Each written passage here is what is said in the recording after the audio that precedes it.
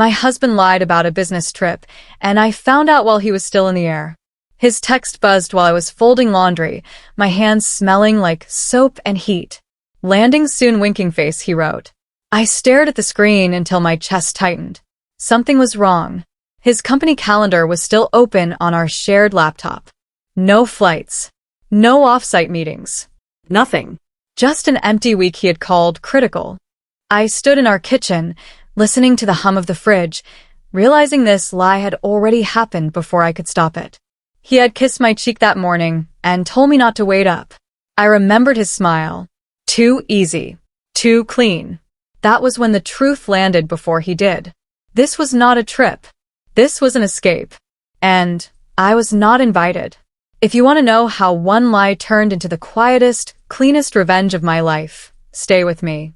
And if stories like this keep you breathing through the anger, hit subscribe now.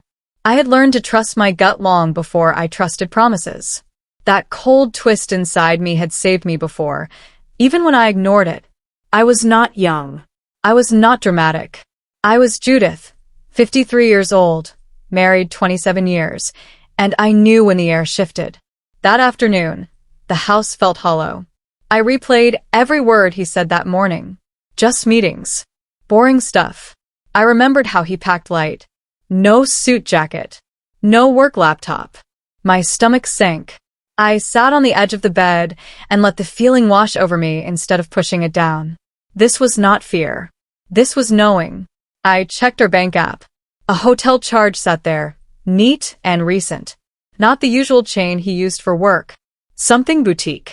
Something expensive. My hands were steady as I wrote the name down. I was done asking myself if I was imagining things. The truth was already knocking. I just had to open the door.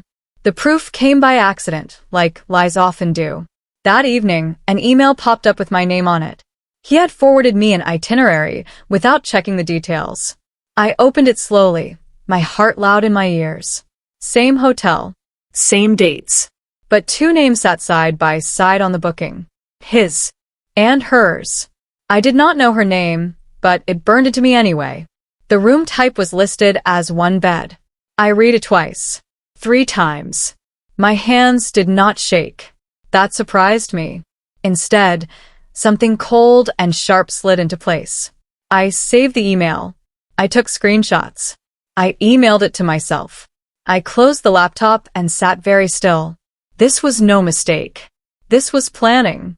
I thought about every time he said I was paranoid.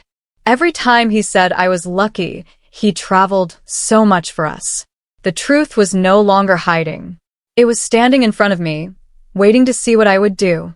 When I asked him about the trip, I kept my voice calm. That scared him more than yelling ever could. He did not know that yet. It's work, he said quickly. Team building. You know how it is. I nodded and smiled, the way I had learned to after years of smoothing things over. Then I should surprise you, I said. Dinner at the hotel. His eyes flickered. Just once. He laughed too loud and said schedules were tight. I said it was fine. After we hung up, I stood in the hallway and let the quiet stretch. He thought the lie was done. He thought I would wait at home like always. But something had changed. I was not angry yet. I was focused. I opened my notebook and wrote one line. Same hotel. Same dates. Under it, I wrote his lie word for word. This was not about catching him anymore. This was about letting him walk straight into the truth he built himself. I called the hotel an hour later. My voice was steady, polite, practiced. I asked for availability on the same nights. The clerk was cheerful, helpful. We can do the room next door, she said. I closed my eyes and said yes. Same floor. Same view. When I hung up, my heart finally started to race. I was not chasing him. I was placing myself exactly where I needed to be. I booked the room under my own name, Judith. No hiding. No pretending. I packed a small bag and slid my wedding photo into the drawer face down. That night, I slept better than I had in weeks. The plan was simple. Watch. Wait. Record. I was done begging for honesty. I was done protecting his secrets. What he did not know was that lies echo in tight spaces, and hotel walls are very thin. I arrived at the hotel just after sunset, the sky pressed low and gray like it was holding its breath with me. The lobby smelled of polished wood and expensive soap. I checked in quietly, my smile practiced, my hands steady. The clerk slid the key card across the counter and said, "Room 311. I almost laughed. Right next door. I rode the elevator alone, watching the numbers climb. Each floor felt like a step deeper into something I could not undo. When I reached my room, I set my bag down and listened. Laughter floated faintly through the wall. Not his voice yet, but close enough to make my skin prickle. I sat on the edge of the bed and pressed my feet to the carpet, grounding myself. I was not here to cry. I was here to see. I opened the curtains just enough to let the city lights in. Somewhere down the hall, a door opened. A familiar laugh followed. My heart answered it with a hard, steady beat. I did not rush. I waited. That had always been my strength. Through the crack of my door, I saw them step off the elevator together. My husband looked relaxed, lighter than he ever did at home. His hand rested at her lower back like it belonged there. She leaned into him, without thinking. That hurt more than the touch itself. It was easy for them. Natural. Like practice. They walked past my door, unaware I was breathing inches away. I closed my eyes and counted to 10. When I opened them, I felt clear. I knew now. There was no guessing left. I returned to my room and sat on the bed, staring at the wall we shared. I could hear their voices, low and playful. I wondered how long this had been going on. Weeks? Months? Years? I thought of all the nights I waited up, all the excuses I believed. I did not scream. I did not knock. I took out my phone and charged it. This was not the moment. Observation was. Later, I followed them to the lobby bar. I chose a seat where I could see without being seen. They laughed over drinks, leaning close, heads almost touching. He smiled the way he used to smile at me when we were young and hopeful. That smile felt stolen. I watched her touch his arm when she talked, watched him listen like her words mattered. I ordered water and held the glass tight. This was not just physical. That truth settled heavy in my chest. They ordered dinner. Shared plates. Shared stories. Shared time that had once been mine. I memorized everything. The way he nodded. The way she tucked her hair behind her ear. I did not look away. When they finally stood, he paid without checking the price. I followed at a distance, counting my steps, counting my breath. Back in my room, I sat on the bed and let the silence wrap around me. I was not imagining this. I was witnessing it. Back in my room, I pressed my phone against the shared wall and hit record. My hands shook then, but I did not stop. Their voices came through clear enough. Laughter. A cork popping. His voice, softer than he ever used with me anymore. I stared at the red light on my screen and felt something inside me settle. This was proof. Not suspicion. Not fear. Proof. I recorded until my arm ached. When I stopped, I saved the file twice and backed it up to the cloud. I named it with the date and hotel name. Clean. Simple.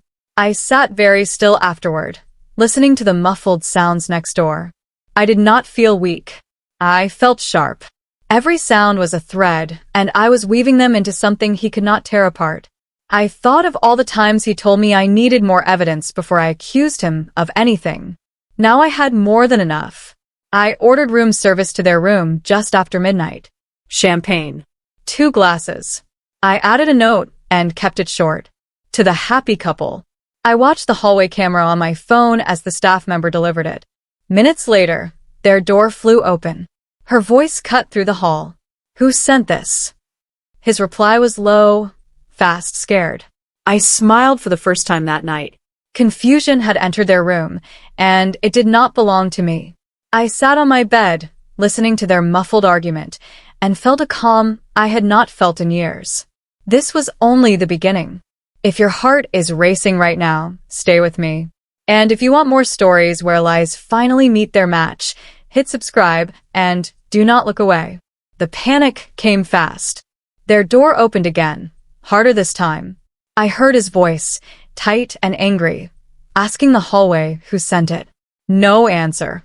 Silence followed, thick and heavy. I sat on my bed, back against the headboard, listening to footsteps pace back and forth next door. A phone rang. Mine. His name lit the screen. I let it ring twice before answering. Are you spying on me? He snapped. I could hear fear under the anger.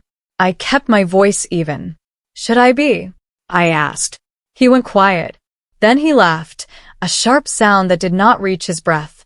You're imagining things again, Judith, he said. You always do this. I looked at the wall, at the place where his lies were bleeding through. I'm not imagining anything, I replied. Enjoy your night. I hung up before he could respond. My hands were steady again. That mattered. The lie was cracking, and he knew it. I did not sleep much. Every sound next door kept me awake, but I welcomed it. I wanted to remember everything. Near dawn, the hallway finally went quiet. I dressed slowly, choosing calm over rush. Before leaving my room, I slipped an envelope under their door. Inside was nothing. No note. No name. Just emptiness. I wanted them to feel it. In the lobby, I passed the front desk and smiled. Quiet stay, the clerk asked. I nodded. Very educational, I said. Outside, the morning air felt sharp and clean. I sat in my car for a long moment before driving away. I did not cry. I did not scream. I felt clear. On my phone, a new message waited from him. I'll be home soon. I did not answer. Silence had become my loudest weapon. I drove home and placed my bag by the door, leaving it there like a reminder. This was not over. It was just getting organized. The next morning, he kissed my cheek at breakfast like nothing had happened. Long trip, he said, pouring coffee. I watched his hand. No ring. My stomach tightened, but I kept my face smooth. I bet, I replied. He talked about traffic and meetings. I nodded and cleared the table. Later, when he showered, I checked his gym bag. No ring. I wrote it down. Time. Place. Missing. That afternoon, I saved everything. Photos. Videos. Audio. Receipts. I copied them to a flash drive and labeled it with my name. Judith. I hid it inside an old book he never touched. That night, I slept deeply for the first time in months. He lay beside me, breathing easy, thinking the danger had passed. He did not know that silence was not forgiveness. It was preparation. Every lie he told added weight to what was coming. I was not rushing. I was building something solid. 2 days later, a message came from a woman at his office. We were not close, but we shared a project once. He's not on any assignment right now, she wrote. That hotel trip wasn't work. I thanked her and saved the message. Another brick in place. That evening, I met with a lawyer. She listened without interrupting, her face calm, her pen moving fast. When I finished, she looked up and said, "You can end this on your terms. Do you want to?" I thought of the woman at the bar, the room next door, the missing ring. Yes, I said. I do. She explained options. Accounts. Property. Evidence. I nodded, taking notes like it was a class I had waited too long to attend. When I left her office, the sky was dark, but I felt steady. This was no longer about catching him. This was about choosing myself, fully and without apology. That night, I looked at our wedding photo. We were younger then, hopeful and soft around the edges. I touched the glass and felt nothing. My heart had already stepped forward. My dignity had taken the lead. I checked our bank statements again. Cash withdrawals near the hotel. Small amounts. Often. I printed them and placed them in my folder. When he came home late, I asked about his ring. Forgot it at the gym, he said too quickly. I nodded and changed the subject. Calm unsettles liars more than anger ever will. Over the next week, I acted normal. Cooked dinner. Asked about his day. Laughed when expected. He relaxed. That was the point. When he suggested an anniversary weekend to reconnect, I smiled. That sounds nice, I said. Inside, I set the final pieces in motion. The stage was ready. He thought this was repair. He did not know it was return. The morning of our anniversary dinner, he acted lighter than I had seen him in years. He whistled while tying his shoes and told me he was glad we were back on track. I smiled and nodded, the role fitting easily now. At the restaurant, he reached for my hand across the table like it meant something. Long trip wore me out, he said. I missed you. I studied his face, searching for guilt. There was none, just comfort. That hurt more than anger ever did. I sipped my wine and let him talk. When dessert came, he kissed my cheek and said, "We should do something special soon. Just us." I agreed. Later, in bed, he fell asleep quickly.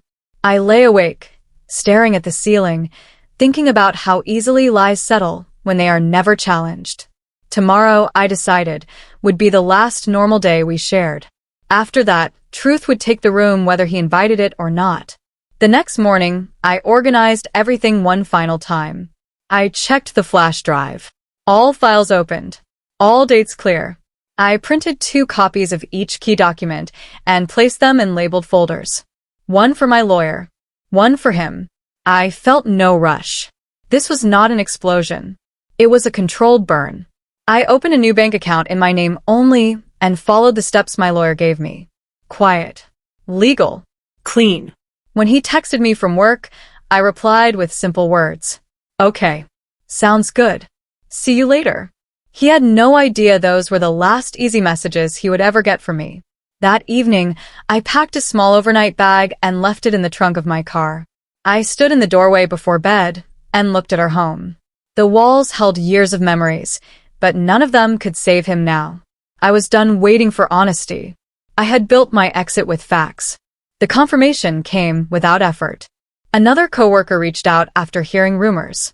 He's not on any project, she wrote. People are talking. I thanked her and saved the message. The circle was closing. At dinner, he mentioned the Reconnect weekend again. Same hotel, he said casually. Nice place. Good memories. I kept my face neutral. Sure, I replied. That night, I booked 2 rooms. One under my name, one under his. Same floor. Same hotel. I asked for the same rooms as before. When the confirmation arrived, I felt a strange calm. This was no longer emotional. It was precise. I printed the booking details and added them to my folder. In bed, he wrapped an arm around me, already relaxed. I stared into the dark and counted my breaths. He believed this trip was his chance to reset the story. He did not know he was walking back into the same hallway where his lies first learned how loud silence could be. The drive to the hotel was quiet. He talked about traffic and playlists.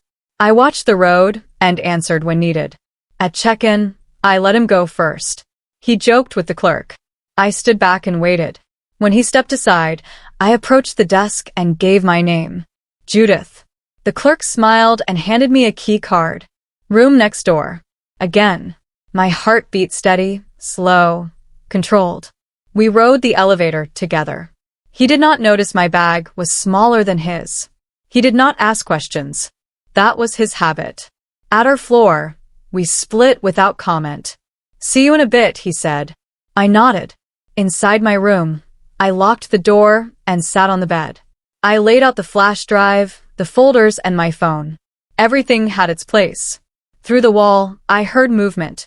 He was calling her. I did not record this time. I did not need to. The proof was already complete. What came next was not about gathering. It was about revealing. I waited until the knock came. Not on my door. On his. I stood, straightened my jacket, and opened the adjoining door we had never used.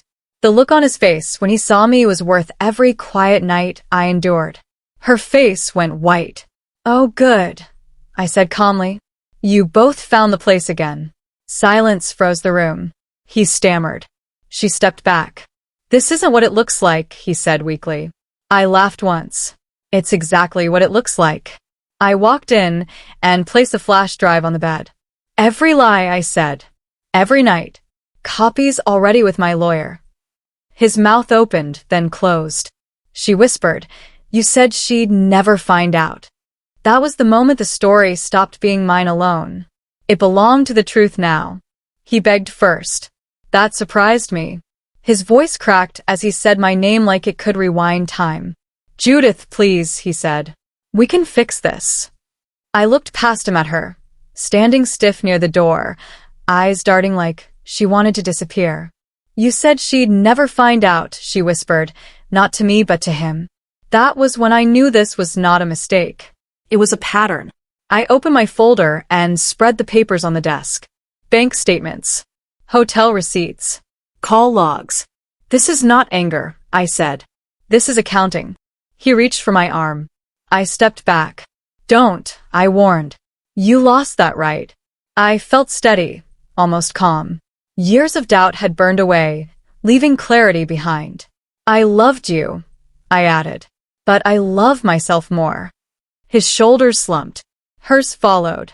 I walked out without rushing, leaving them with nothing but the truth and each other. I left the hotel before sunrise. The city looked softer then, like it did not know what had happened inside those walls. My phone buzzed once. I did not check it. Some things do not deserve attention anymore. At home, I packed his clothes into boxes and stacked them neatly by the door. I did not throw anything. I did not break anything. I was done being dramatic for someone who never valued calm. When he came back later that day, the house was quiet. He stood in the doorway, staring at the boxes. You can't do this, he said. I handed him the papers. Divorce. Prepared. Signed by me. I already did, I replied. He tried to argue, but the words felt weak now. Lies lose their strength once they're seen. That night, I slept alone in our bed and felt no fear. Just space. Space I had not had in years. The next week moved fast. My lawyer handled calls. I handled breathing again. His card stopped working. The joint account froze. He left messages that grew longer and softer with each day. I did not respond. Silence was not punishment. It was peace. At work, whispers followed him. His promotion vanished quietly, like it had never existed. HR asked questions he could not charm his way out of. I did not celebrate. I observed. Consequences do not need applause. They just arrive. One afternoon, the hotel manager called. Someone left this behind, he said. It was his wedding ring. I told him to keep it. Some symbols lose meaning when trust does. That night, I sat on my porch and watched the sun set. I felt older, yes, but lighter, like I had finally put something heavy down. When the papers were finalized, the house became mine. The deed transferred cleanly. The savings followed. I packed away the last box of shared memories and donated most of it. Objects should not outlive honesty. Friends asked how I was holding up. I told them the truth. I'm free, I said. Some nodded. Some did not understand. That was okay. Freedom does not always look loud. Sometimes it looks like a quiet kitchen and a steady heart. He sent one final message. I miss you. I typed back once. Then you should have stayed faithful in room 311. After that, I deleted his number. Closed the thread. Closed the door. I took a deep breath and felt it reach places it had not reached in years. The past no longer pulled at me. I had stepped out of it with proof in my hands and dignity intact. I went back to that city months later. Same hotel, same floor, same room. But this time I arrived alone. I unpacked slowly, placing my things with care. No hiding. No watching walls. I ordered dinner for one and ate by the window, the city glowing below. The silence felt kind now. I slept deeply and woke without knots in my chest. In the morning, I checked out with a smile. Good stay? The clerk asked. I nodded. Very, I said. As I walked away, I realized something simple and powerful.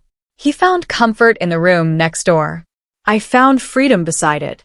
When truth checks in, lies always check out. If this story stayed with you, and you want more where justice comes quietly but fully, hit subscribe and walk with me into the next one. I sent her the message while he was in the shower, steam filling the bathroom and masking the sound of my breathing. I used his phone, my fingers steady as I typed. Meet me in room 312. Now. I deleted the sent notification and placed the phone back exactly where it had been. When he stepped out, towel around his waist, he smiled at me like nothing was wrong. You okay? He asked. I nodded. Just tired.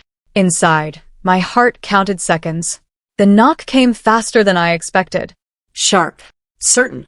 His face drained of color when he heard it. Who is that? He asked, already knowing. I walked past him and opened the door myself. She stood there, hair damp from rain, eyes hopeful for half a second before they landed on me. Confusion flickered into fear. Oh, I said calmly. You made it. The lie collapsed in on itself right there, without me touching it at all. The silence after that knock was thick enough to choke on. He opened his mouth, then closed it again. She took a step back like the floor had shifted under her feet. Judith, he whispered, like my name might save him. I stepped aside and opened the adjoining door fully, letting the rooms connect just like his stories always had. Come in, I said. We've all been here before. She looked at him, waiting for direction. He gave none. I walked to the bed and placed the flash drive down gently, like it was something fragile. Every lie, I said. Every night. Every receipt. I watched his shoulders sink as the weight of it landed. She stared at the drive, then at him. You told me she was checked out, she said softly. You said she wouldn't notice. I laughed once, sharp and short. I noticed everything, I said. I just stopped begging you to tell the truth. He tried to explain. They always do. Words spilled out fast and messy, full of blame and fear. It didn't mean anything, he said. It was just stress. I raised a hand and he stopped. Don't, I said. This isn't a conversation. It's a conclusion. I pulled the divorce papers from my bag and laid them beside the flash drive. His eyes widened. You planned this? He asked. Yes, I answered. Carefully. She backed toward the door, tears forming but not falling.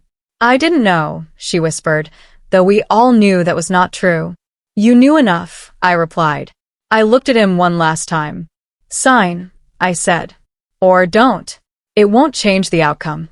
The room felt smaller then, like it could barely hold the truth anymore. I stepped back, giving him space to face what he had done without me softening it for him.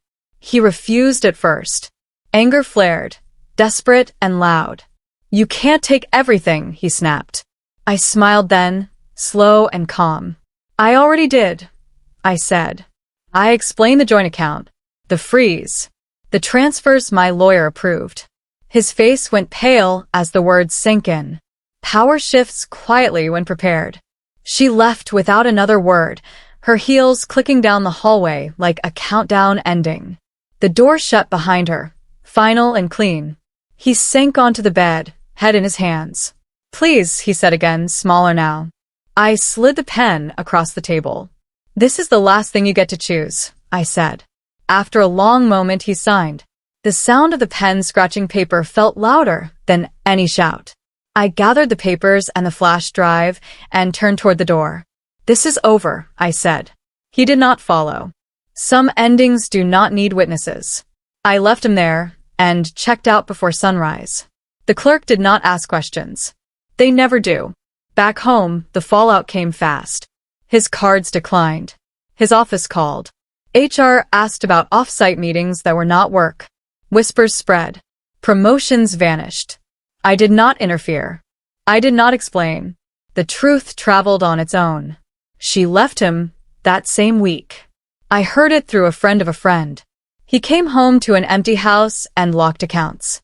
When the hotel manager called weeks later about a ring left behind, I told him to keep it. Some things belong to the past. Standing alone in my kitchen, sunlight spilling across the floor, I felt something settle.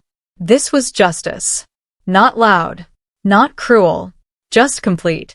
The lawyer called 2 days later to confirm everything was filed. Her voice was calm, almost gentle. You did well, she said. I thanked her and hung up, sitting at my kitchen table with my hands folded. I felt tired in a clean way, like after finishing a long walk. The house was quiet, but not empty. It belonged to me now. I moved through the room slowly, opening windows, letting air in. I boxed the last of his things and left them in the garage for pickup. When he came to collect them, I did not answer the door. I watched from the hallway as he loaded his life into the trunk of his car. He paused once, like he might knock again. He didn't. That was fitting. Some people leave the same way they lived, quietly avoiding what they broke. I closed the blinds and made myself tea, choosing warmth over memory. The weeks that followed were not dramatic. They were steady. That mattered more. I changed my routine. Morning walks, simple meals, long evenings with books I had been meaning to read for years. Friends checked in, careful with their words. I told them I was fine, because I was. Not healed. But fine. Healing felt like something that would come naturally now that the lies were gone. One afternoon, I found myself laughing out loud at something small on the radio. The sound surprised me. It felt real. I had not laughed like that in a long time. At night, I slept without waiting for a phone to buzz or a door to open. My body finally rested. I realized how much energy I had spent holding my breath for years. Letting go was not loud or proud. It was quiet and deep, like setting something heavy down and realizing you could walk again. Word reached me that his office situation had worsened. An investigation turned into a formal warning. Projects were reassigned. Invitations stopped coming. I did not feel joy hearing this, but I did feel balance. Actions had finally met consequences without me having to push. That was enough. I focused on my own future. I met with a financial planner and mapped out plans I had once shelved. Travel, classes, a smaller place near the water. Possibilities felt open again. I painted the spare room a soft blue and turned it into a reading space. I bought new sheets, new dishes, things chosen only by me. One night, I stood in the doorway of my bedroom and realized I no longer associated the space with waiting. That was when I knew something important had shifted. I was not rebuilding. I was redirecting. He tried once more to reach me. A handwritten letter arrived in the mail. The envelope creased like it had been held too long. I did not open it right away. I set it on the counter and made dinner. I ate slowly, tasting every bite. Only then did I read it. Apologies. Explanations. Promises of change. The same words he had used before, just arranged more carefully. I folded the letter and placed it back in the envelope. I did not feel angry. I felt finished. The next morning, I returned it unopened. No note. No comment. Closure does not always require a response. Sometimes silence is the answer that finally lands. I watched the mail truck pull away and felt light. The chapter he wanted to reopen stayed closed. That power belonged to me now. Spring arrived softly that year. Flowers pushed up along the sidewalk like nothing had ever gone wrong. I spent more time outside, letting the sun warm my face. Neighbors smiled and waved. Life continued, and I continued with it. I thought less about what I lost and more about what I gained. Clarity. Time. Self-respect. I started volunteering at the library, helping shelve books and organize events. It felt good to be useful without being used. One afternoon, a woman thanked me for listening to her story. I realized I was good at that now. Listening without fixing. Being present without disappearing. That night, I wrote in my journal for the first time in years. Not about him. About me. About what came next. The page filled easily. That told me everything I needed to know. On the anniversary of the day I booked the room next door, I did something simple. I went out to dinner alone. Same city. Different restaurant. I ordered what I wanted and lingered over dessert. No rush. No checking my phone. Just being there. When I paid the bill, I noticed my hands were steady, relaxed. I walked back to my hotel under soft lights and cool air, feeling present in my own skin. Back in my room, I looked at myself in the mirror. Older, yes, but clearer, stronger. I smiled, not because I had won, but because I had chosen myself without apology. Revenge had not been loud or cruel. It had been honest. That was enough. The next morning, I packed slowly and checked out. The clerk wished me a safe trip.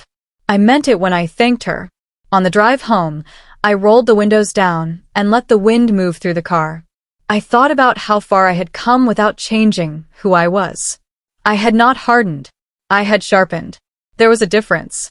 At home, I unpacked and watered the plants. Ordinary things felt rich now. I realized I trusted myself again. That trust was the real reward. Not the house. Not the settlement. Me. I slept well that night, dreaming of open roads and clear skies. No shadows. No closed doors. Just movement forward. Months later, a message slipped through from an unknown number. I miss you. I stared at it for a long moment, then typed back once. Then you should have stayed faithful in room 311. I blocked the number and set my phone down. The final thread was cut. I felt no urge to explain further. The truth had already done its work. That evening, I cooked a meal I loved and ate by the window. The city lights flickered on as the sun went down. I felt content, not because life was perfect, but because it was honest. That mattered more. I donated the last of our shared things that weekend. Old frames. Extra towels. Objects that no longer held meaning. Space opened up, both in the house and in me. I rearranged furniture, shifting the room until it felt right. I liked that feeling, choosing without asking. Friends noticed the change in me. You look lighter, one said. I nodded. I was. I had carried doubt for too long. Setting it down changed how I stood in the world. I made plans for a trip I had always wanted to take. This time alone. Not to escape. To explore. The difference mattered. He lied about a business trip and found comfort in the room next door. I found freedom in the one beside it. That was the lesson I carried with me now. Lies need darkness. Truth only needs space. I had given it that space and watched everything false fall away. My life did not end when I discovered the betrayal. It opened. Quietly. Fully. I closed the door behind me, not in anger, but in certainty. Some stories end with forgiveness. Mine ended with clarity. And that was enough. If this story stayed with you, like the video, subscribe for more powerful revenge stories, and tell me in the comments what part hit you the hardest.